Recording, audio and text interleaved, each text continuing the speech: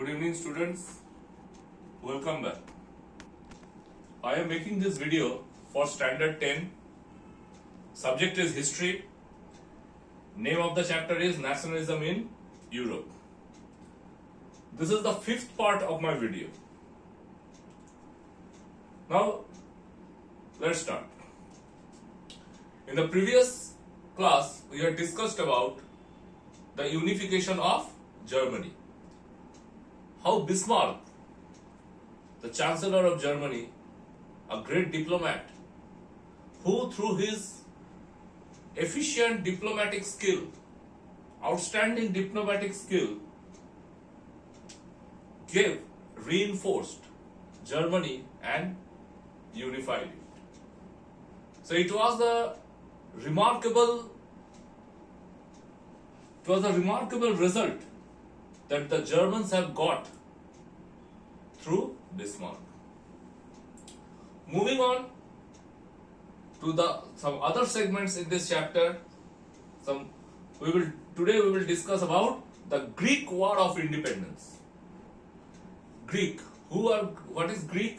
Who are Greek? Greek are the citizens of Greece.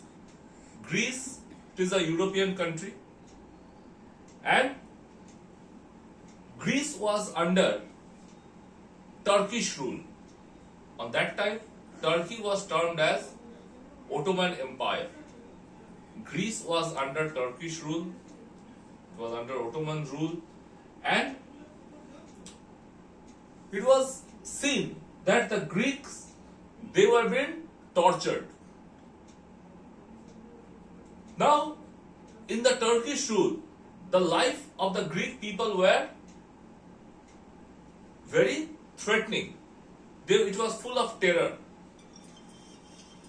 There were lot of risk. Now, what were the risk factors? The risk factor was first to protect the culture, the Greek culture, and to protect their religion. So both these aspects become an important factor in which the Greeks were under deep problem. The invasive nature of the Ottoman Turks turned out to be a threat for not only Greece but the entire European nation. It was not only the war of area, or it was not a war of land.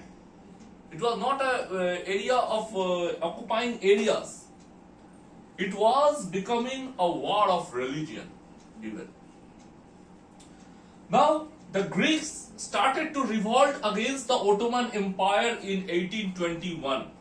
So the first revolt that the Greeks made was in 1821.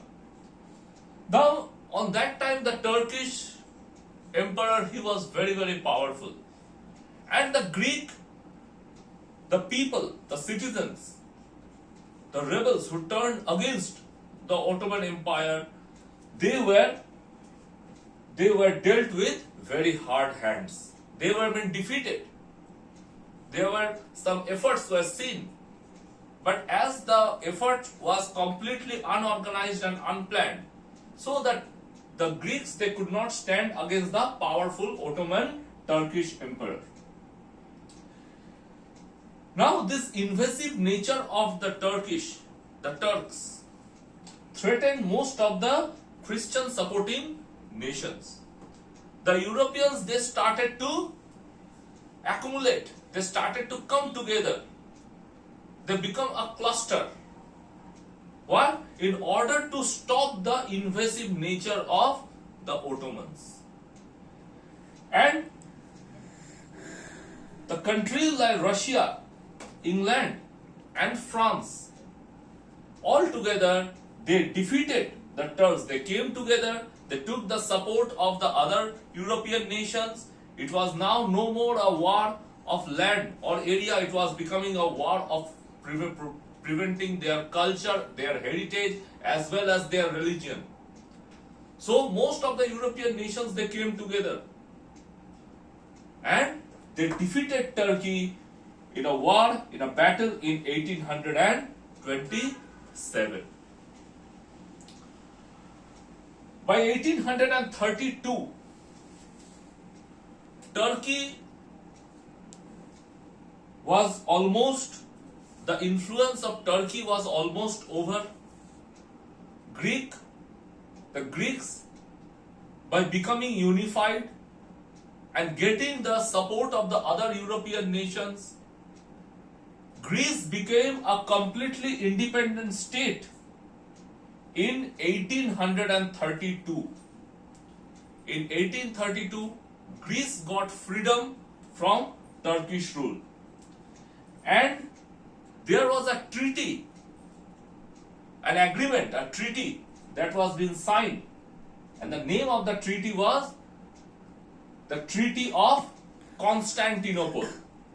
The Treaty of Constantinople was signed, and this treaty declared Greece as a fully independent kingdom.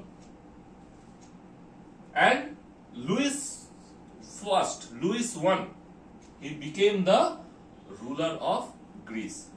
So this was about the Greek War of Independence. Greece was actually a Balkan nation.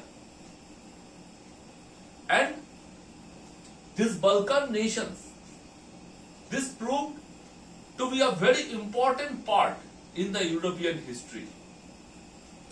How they became unified, their unifying techniques, their struggle made a remarkable presence in the European history. Besides Greece, there was an interesting fact that is highlighted mostly in the European history, in the European nationalism,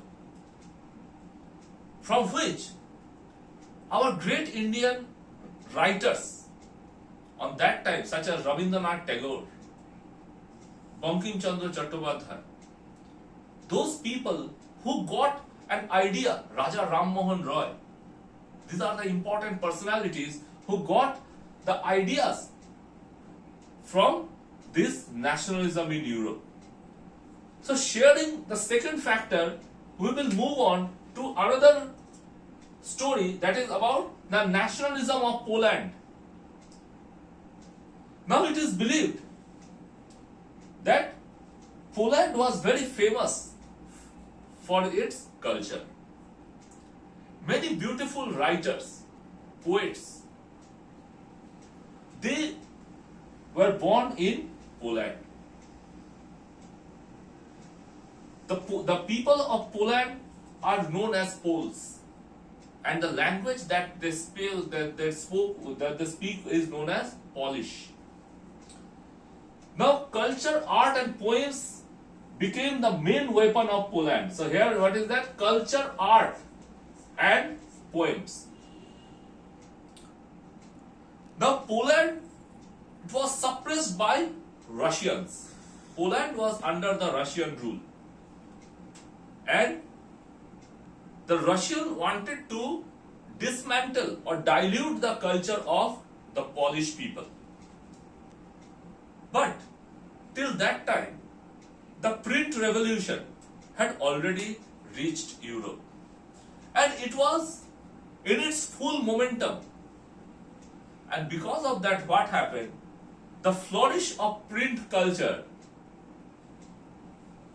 made the work easy for propagation of ideas related to the stories of European nationalism.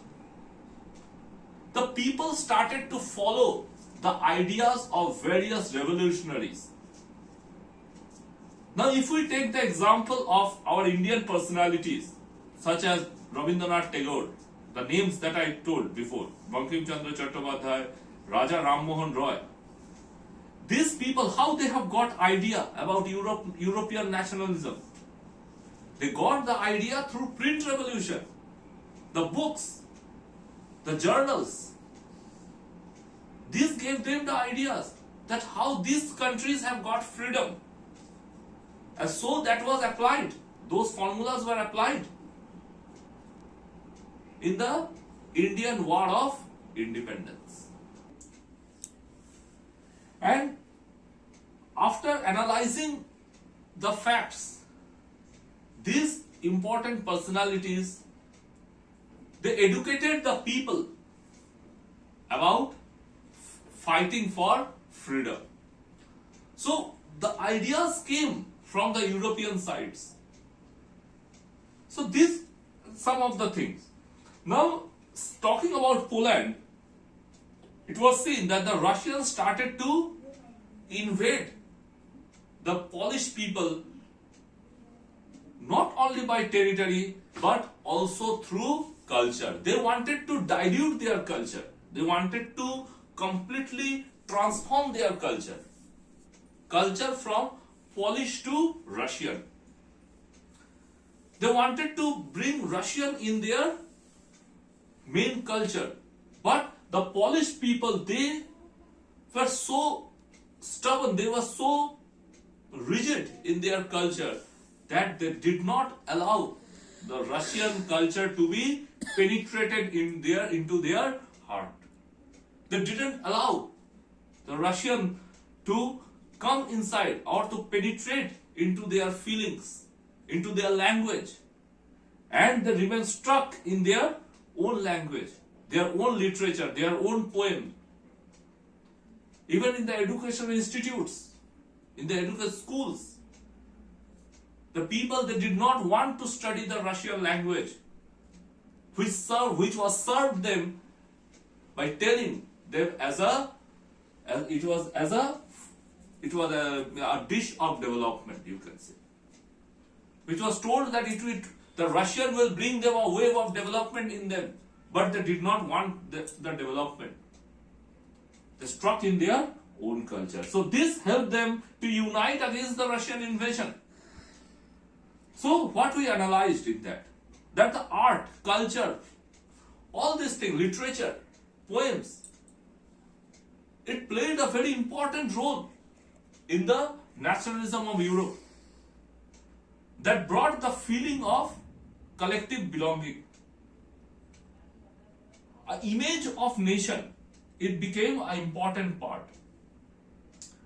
Nations were, through the idea of an artist, the nation were started to be seen as a human figure. For example, our India is seen as a Bharat Mata. By the same way, the nations were represented with different figures, holy symbols. Different symbols started to be attached with the feeling of nationalism.